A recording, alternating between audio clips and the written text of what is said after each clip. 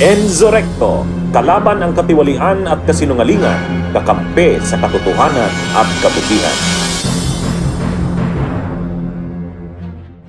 Good afternoon.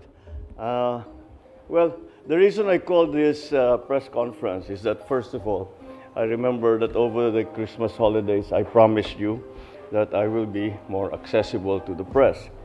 And I am now fulfilling that promise. And because, to tell you the truth, I've been a little bit dissatisfied with the ambush interview.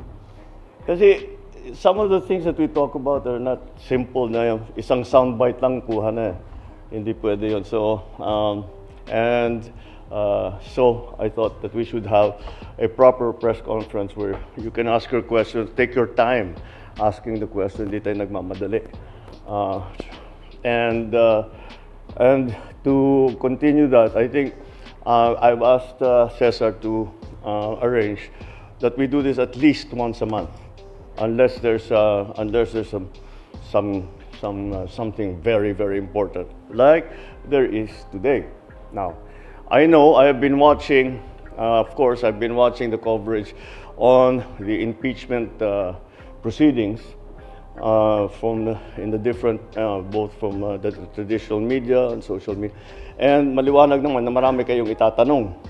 Kaya sabi ko, hindi naman yung mga sagot ko hindi makukuha sa isang sentence lang. Kaya kailangan siguro gawin na natin to. And so anyway, so let's start a subject on the impeachment of Vice President Sara by the House of Representatives. Now, I think it is useful, siguro para maunawaan talaga natin ang mga pangyayari at bilang siguro parang paliwanag na rin doon sa mga tanong na nakikita ko sa mga commentator. Number one, maalala ninyo, nagsimula lahat ito nung I made the pronouncement, sinabi ko na ayaw ko yung sana wag na tayo mag-impeachment. Dahil madaming ibang trabaho at actually it's also not practical.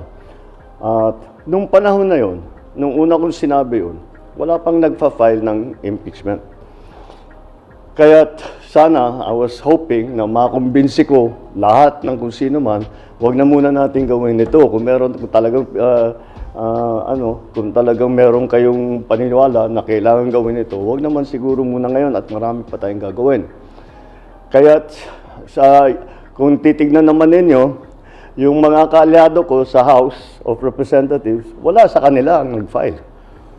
Wala sa sumunod naman nila sa hiniling ko sa kanila na wag silang mag-file ng impeachment dahil hindi magandang timing at saka marami pang problema.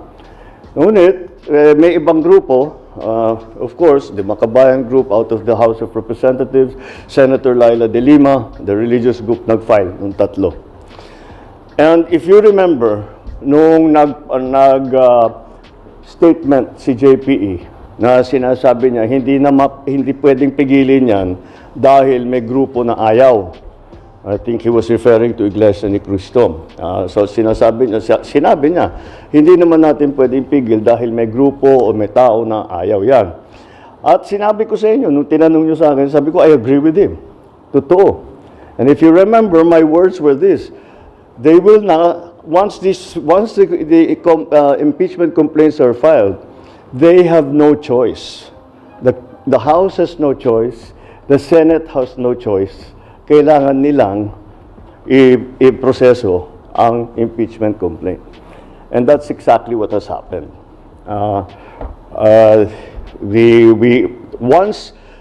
Once the impeachment complaints were filed, the House and the Senate, they had no choice. Nakatali na ang kumay nila. They have to do this.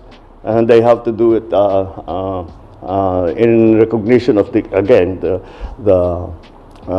complaints that have been filed. So, yun ang nangyari ngayon. And that's why we have come to this point where the House has transmitted already the impeachment complaint to the Senate. We have heard some of the statements made by the Senate President as to how he is planning to handle it.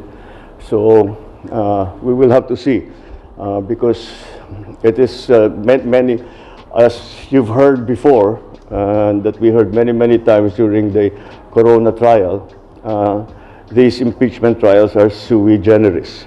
And therefore, we have to be very clear how the rules are and how it will be conducted. Yun ang naalala ko because I was also in the House and I was in the Senate during the Corona trial.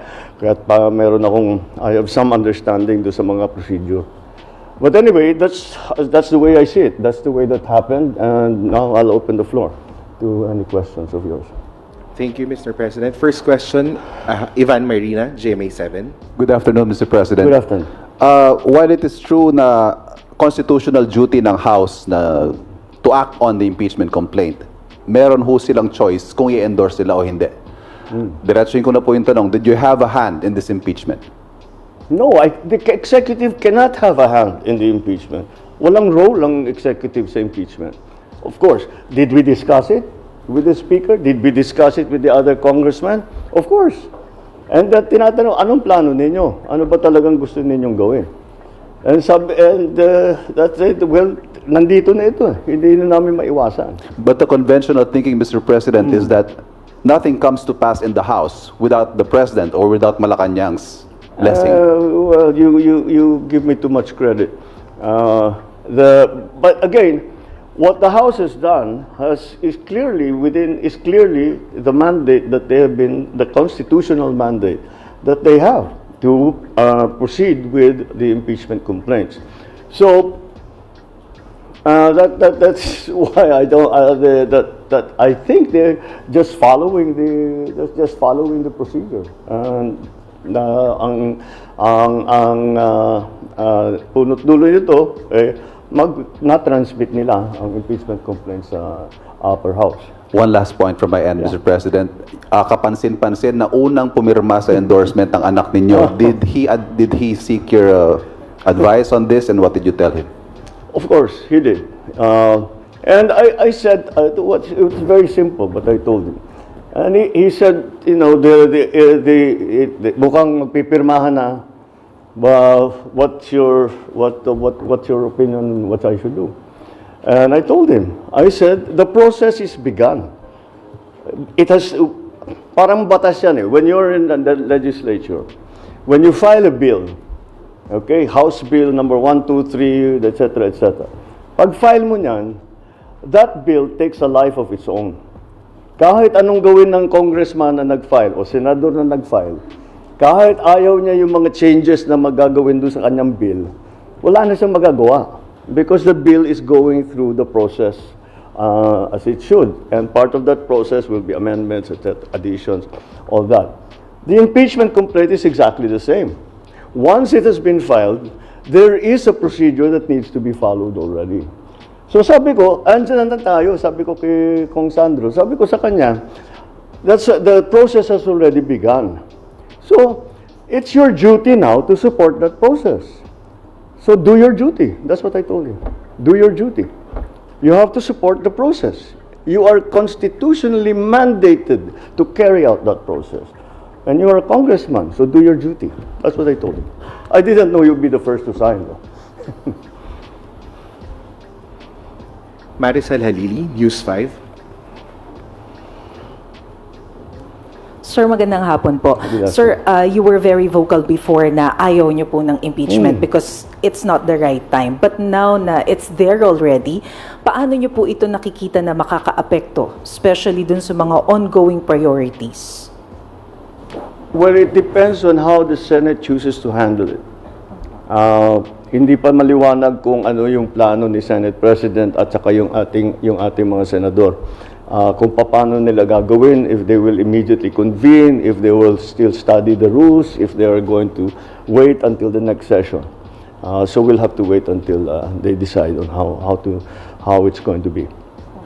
Pero just to be categorical about it, sir, don't you see this as a defiance in a way, considering na naging vocal na po kayo before that this is not the right time, and yet nag-proceed pa rin yung impeachment case? No.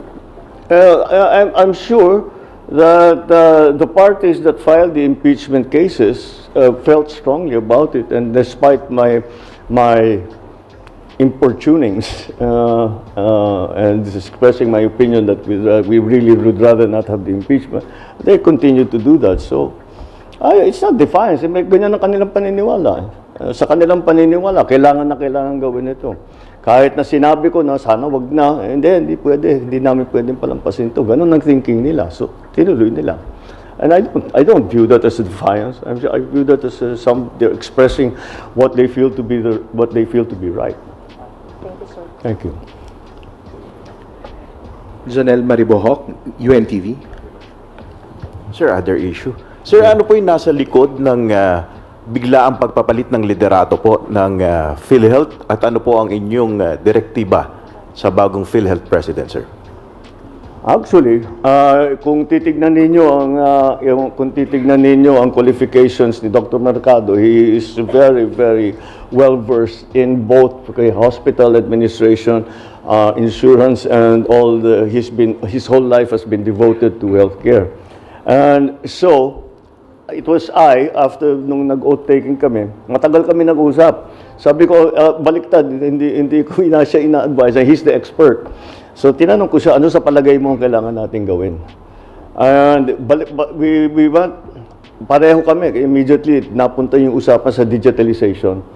Kasi maganda naman ang serbisyo ng PhilHealth, ngunit yung pag-process ng ng claim, pag-apply, etc. Hindi kinakamay pa rin. Kaya't napakabagal. And that's why that became a priority. But of course, beyond that, he has many other ideas on how to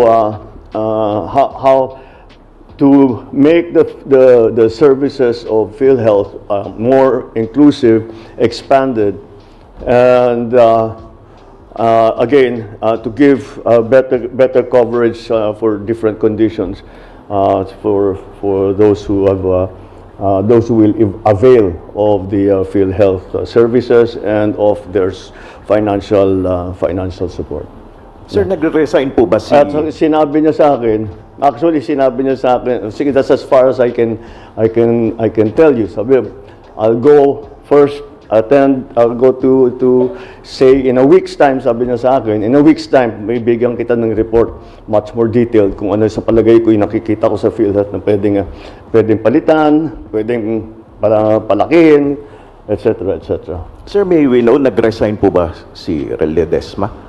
Well, yes, he left his position already. Sabi niya that nahirapan na rin yata siya sa, with all of hindi siya sanay sa politika.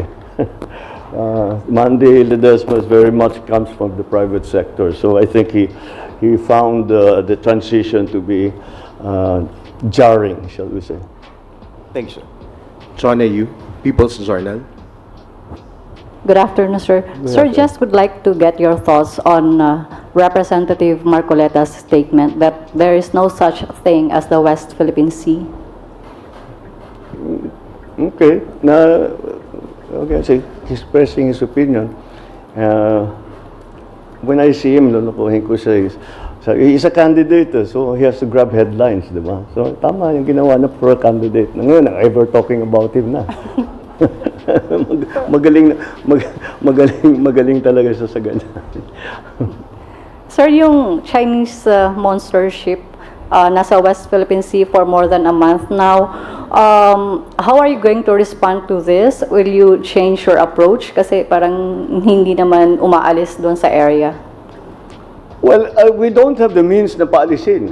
Hindi naman, buti kung meron tayong aircraft carrier na may kasamang destroyer, frigate at saka submarine na papupuntahin natin doon para matulak silang palayo. Wala naman tayong ganun. Kung sa palakihan at paramihan lang ng barko, malayo tayo sa China. Pero ang policy naman natin is that we will just continue to defend our territorial, our sovereign territory and our territorial rights in the EEZ. Yun lang. Kahit ano pang ang iniisip na ano bang mission ng Coast Guard, ano bang mission ng Navy to protect the territorial integrity of the Philippines. So that's what they will do. They will continue to do that. No matter what any other foreign power does, that is what we will do. When we detect the presence of a foreign vessel who is beginning to intrude or coming close already to our coastal waters, papupuntahan natin ang barko. And we will challenge them. And we will make sure that they know that this is what they are doing is illegal. Of course, they will counter saying that they're doing regular peacekeeping law enforcement patrols.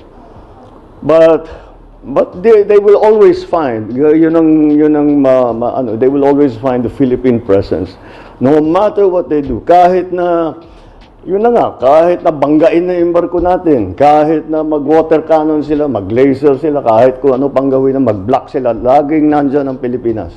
We will always be there protecting our territory. We will always be there making sure our fishermen are able to exercise their sovereign rights. Nandyan lagi. That's their mission. And if their presence helps to, kasi kung minsan napapaalis nga nila kahit yung malalaking barko, then better. Then then they will have achieved what they are supposed to do while they are patrolling our waters. Sir, last na lang from me. Sir, last week you said na you had a deal with China. You nagbigay kayo ng condition sa China na you will pull out the typhoon missile if and when China will stop its aggression. Nag-respond na po ba ang China about it? No. No. I didn't expect them to either. Because no, I didn't expect them to, and they haven't responded specifically. They've responded in general terms, saying that what they do is a lawful exercise in law enforcement and all that. But no, nothing specific on the missiles, nothing specific about the reduction of tension, the reduction of the aggressive moves, and nothing like that. Wala kaming napag-usapan na ganun. Thank you, Mr. President. Alexis Romero, Philippine Star. Good afternoon, Mr. President. No? Good Let me afternoon. just go back to one of our interviews during one of your previous US visits sa Honolulu, Hawaii, when asked about the looming impeachment supposedly that time, no, against Vice President Sara Duterte, no. When asked, no, you told reporters, you told us, binabantayan namin ng mabuti, this was in Honolulu, Mr. President, binabantayan namin ng mabuti because we don't want her to be impeached. She does not deserve to be impeached, so we will make sure that this is something we will pay very close attention to. So that time, apparently, you do not want her impeached. Given these recent developments, do you hold that stance still, or your position has changed? It doesn't matter what I think. It will have to go to the procedure. It will go to trial, and we will have senator judges, and they will hear the case. The prosecutors will come from the House. There will be a defense panel, and it will be a trial. It doesn't matter what I think at this point. That was my opinion. That's my opinion when I was asked that. None of this had happened yet. But I have to keep reminding you, the executive wala kaming formal role in the entire impeachment process. The executive has no formal role. If ever there's an informal role, makausap ko yung TV speaker, makausap ko yung congressman, makausap ko yung senador, si SP, makausap ko. But that's about it. Pero they will decide how they will proceed. I don't think you can expect the congressman or the senator or the SP or the speaker to come to me. What do you want us to do? They know what they have their own way of doing things, and that's what they will implement. So siguro the most that a president can do, or any part of the department of the executive can do, is moral suasion. Wag na lang sana. Wala, that didn't work. Katuloy pa rin eh. So, we follow the process. Salamat po. Yeah. Raquel Bayan, Radyo Pilipinas. Hello, sir. Sir, I know co-equal branch po natin dito po, sir.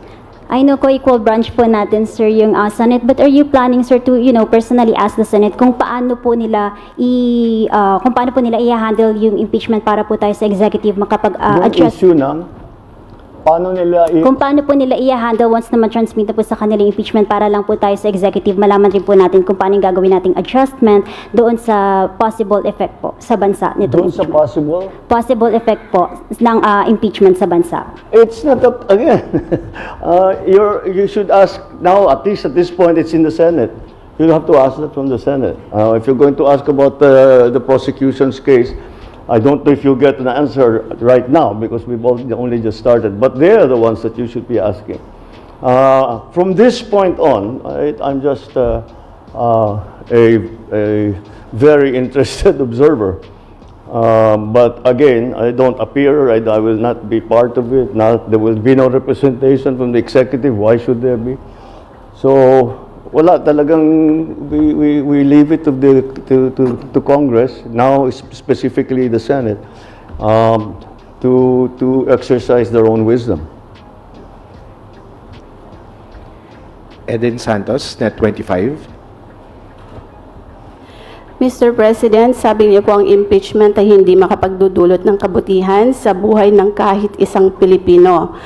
Nung nag-ask po ng advice sa inyo si Congressman Sandro Marcos, as a father and as a father of this nation, hindi niyo po ba naisip, na-advisean siya, nagawin kanyang duty para sa kapakanan at interest ng mas nakararaming mga Pilipino, at yung kung ano po yung standing niyo na sana ay wag matuloy yung impeachment?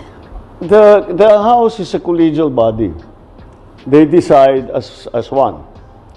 And that was what the House decided. He is a member of the House of Representatives. So, as a member of the House of Representatives, he has to do his duty. Whatever his opinions might be, he must do his duty. Even if he's hesitant, all this applies to not only my son, it applies to all the congressmen. Once na-file na yung impeachment complaint, gawin nyo na yung trabaho ninyo. Wala na silang choice. Yun ang tinutukoy ko, yung una kong statement tungkol dito. The Senate has no choice, the House has no choice. That's exactly what the situation is. Once the second that the complaint were filed. Ang government po ba ay ready kung ano man po yung maging implication nung sakaling matuloy po yung impeachment trial sa Senado? If in case po na may effect, kasi magtatrabaho po sila, baka maapektuhan yung kanila. Antayin natin kung ano yung gagawin nila. Because I don't know, wala tayong a timetable, wala tayong paano yung pag-eco-conduct, what are the rules that will be followed, etc. Antayin natin. It's again, it is up to them how they decide to have their trial. When they have their trial, what are the rules for the trial, how they will conduct it, etc., etc. So, who will be the presiding judge? If we have a senator judge, who will be the presiding? All of that. Last na lang po, wala po bang plano ang ating Pangulo na pakiusapan po sila? Kayo po, wala po ba kayong plano bilang Pangulo ng ating bansa para pakiusapan mo sila na huwag nang ituloy yung impeachment dahil baka abala nga naman po sa trabaho ng ating gobyerno at syempre sa buhay at pamumuhay ng ating mga kababayan? The Senate has no choice, the House has no choice. They have to do this now. Once the impeachment complaint was filed, tumakbo na ang proseso. At kung hindi nila ipatakbo yung proseso, then they are delinquent in their duties. That's why they just have. That's what I meant. The House has no choice. They have to proceed with the impeachment complaint. The Senate now has no choice. They have to try the impeachment complaint. So making pakiusap, doing that, it won't change anything. It won't change anything. They still have to have a trial. Chone Yu, People's Journal. Sir, natapos na yung session kahapon ng Congress. Magpapatawag po ba kayo ng special session para so that the Senate can proceed with the If the impeachment trial? senators ask for it, yes. Again, sila ang magde-decide. Hindi kami ang nagde-decide dito. If the Senate President calls me up on the telephone, the senators, kinausap ko yung mga senator kung pwede ba mag-special session, sure, gagawin ko. Pero kung wala silang request na ganun, ibig sabihin, may iba pa silang ginagawa. They're not yet ready. Wala pang request ngayon, sir. Ha? Wala pang request as we Napakaaga speak. naman, they just got it yesterday. Thank you, sir. Oo. Ann Soberano, Bombo Radyo.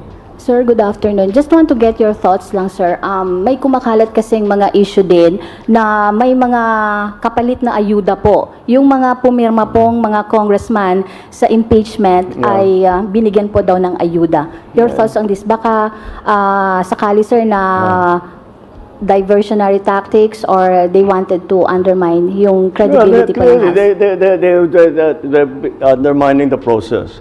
By saying that all this, that, yeah, I've heard also the assertion that may ganon. I don't think so. Overwhelming ang boto pumirma. At yung sa, ano ba yung pumirma? 215. Ang pagkaintindi ko, that meron pang mga congressman na gusto sanang pumirma pero out of town. So hindi sila makapunta para pumirma. In fact, nagtatanong ang iba kung pwede e-signature. Mukhang hindi pwede kasi kailangan ka sa harap ng section at saka isusumpa at saka naka-notarize. So, but I don't think that kind of two-thirds of the Senate, 306 sila, they got 215. So just a little bit over two-thirds, hindi mo makukuha sa ganong klaseng sistema yan. I know. I've been in Congress. I don't think that way of operating would have worked. Certainly not to the extent that you get 215 signatures. Ana Badjo, GMA News Online. Good afternoon, sir. Sir, may we just get your thoughts on the statement of Representative Paulo Duterte that the impeachment was just an abuse of power and political persecution? What else would he say? Alam mo naman sabihin niya, tama lahat yan. Dapat talaga siya. It's nothing surprising. We've heard these statements from Congressman Pulong before. I just see his reaction to that. But by Pulong Duterte about Sara Duterte, so not exactly surprising. Okay? Thank you, sir. Sir, we have Richmond Quevedo from Tribune. Sir, may I ask you, do you agree that somehow your opinions or statements has influenced certain members of Congress? Like somehow, sir, parang reverse psychology, like sending a kind of signal? Well, it did because none of, like I said, wala naman sa yung sasabi kong kaalyado namin sa House ang nag-file ng impeachment. Kasi yan ang pakiusap ko sa kanila, wag na kayo mag-file ng impeachment. So hindi sila nag-file ng impeachment. Ang nag-file ng impeachment, ibang grupo. Hindi mo masasabi yung grupo yung kaalyado ko. So they just did what they felt was needed to be done. Thank you, sir. Thank you. Sir, Heidi Sampang, DZAS. Good afternoon, Mr. President. I know nag-i-start pa lang naman po ito, pero gaano po kaya tayo kahanda sa economic impact po ng impeachment trial at posible po kasi itong maka-slow down sa atin pong momentum? I doubt it very much. Hindi naman siguro. Wala akong nakikita magiging effect na ganun. Basta't patuloy yung ang ating pinaplano, lahat ng ating mga strategy tungkol sa investment, tungkol sa mga bagong structural changes na lagi kong pinag-uusapan, But yun lang naman ang tinitignan ng investor rin, So I don't think it will have any effect. Okay, thank you, sir. Yeah. Julie Aurelio, Inquirer. Good afternoon, sir. If I may recall your statement last year, prior to the filing of the impeachment complaints, you said that you didn't want impeachment complaints to be filed because it would only distract legislators from doing their jobs. It will not serve or benefit any Filipino. Given that, what's your guidance to Congress so that they won't be? I do not give guidance to Congress. But how do you solve the problem of not distracting them from their job? Again, you give me far too much credit that I can tell congressmen to do this and to do that. I cannot. I do not give guidance to Congress. We are independent of each other.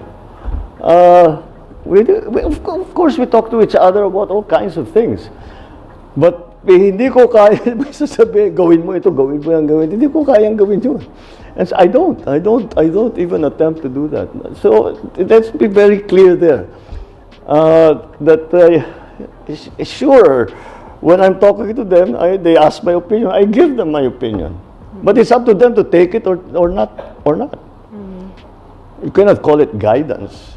But are you not afraid that it might derail your effort, or it might derail priority measures in Congress because because the Senate will be busy with the impeachment. So slowly, please. I cannot understand. Are you not afraid that you were afraid before that the impeachment process might derail or might sidetrack the priority measures of your administration, given that this is already happening? Are you not fearful or afraid that it might actually come to pass? Your fears from before. What did we talk about 80% of the time today? Impeachment. It happened already. It's happening already. Imbis na pag-usapan natin ang agrarian reform, imbis na pag-usapan natin ang climate change, we're talking about impeachment. So what you're asking is I'm not afraid it's about to happen. It's happened. Look at today. Today, we're talking about impeachment the whole time. Last na lang, sir. When you gave those, when you uttered those words that you're not in favor of impeaching the vice president, that happened when it was not yet filed. You made that clear, very, very clear. And yet, you did say that it is Congress's constitutional duty to let the process go, to let the impeachment process proceed as constitutionally mandated. However, the outcome is actually contrary to what you actually want, which is not to impeach the vice president. No, where is the contrary? Where is it contrary to what I said? Because you don't. Your thoughts was you do not want the vice president to be impeached. That's what you said before. Oh, so that's given given that. Do you feel that don't you have any ill feelings towards congressmen who led to the transmittal of the impeachment articles to the Senate? The congressmen with who I'll just repeat it again. Lahat ng natatawag kong kaalyado ko sa House of Representatives, wala sa kanila ang nag-file. But they signed it, sir. Huh? But they signed it. Because it's already there. Nandyan eh. Ano pang gagawin nila? And there was a very clearly a large bloc in Congress, at least 215, who wanted to sign the impeachment. They did not file a case because I asked them not to.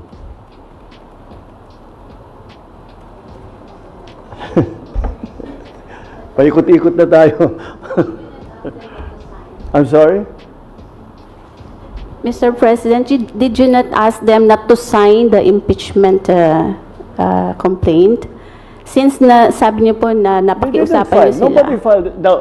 None of the members of the parties that we are in alliance with filed an impeachment complaint.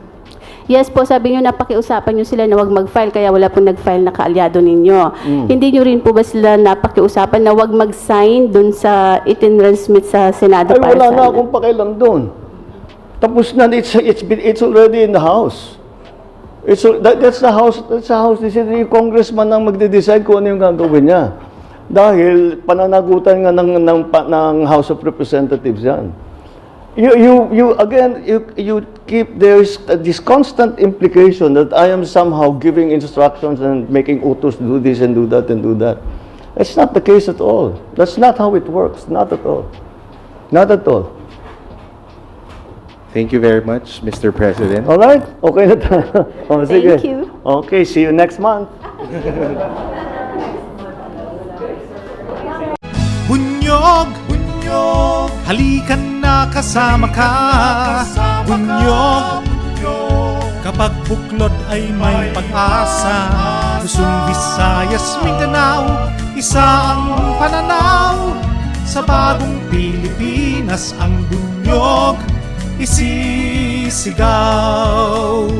Bunyog, bunyog.